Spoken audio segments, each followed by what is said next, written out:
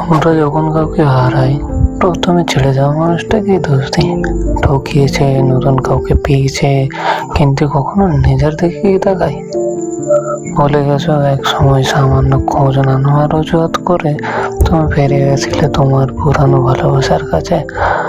Number পাল্টে ফেলেছিলে, আমাকে কুকুরের মতো দূরে ঠেলে দিয়েছিলে।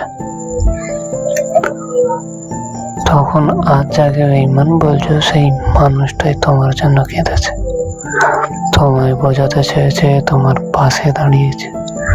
যখন দুজনের মধ্যে একজনের বেছে নেওয়ার পরিস্থিতি তৈরি হয়েছিল, তখন তুমি পুরনো ভালোবাসাকেই বেছে নিয়েছিলে।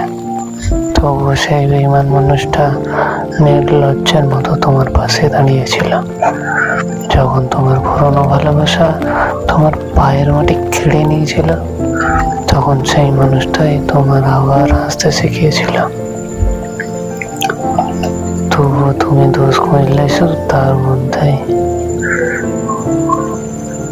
জানতে চেয়েছো কখনো কেন সে হারিয়ে গেল? খোঁজ নিয়েছো কি তার? বুঝতে চেয়েছো কখনো হারিয়ে যাওয়ার কারণ?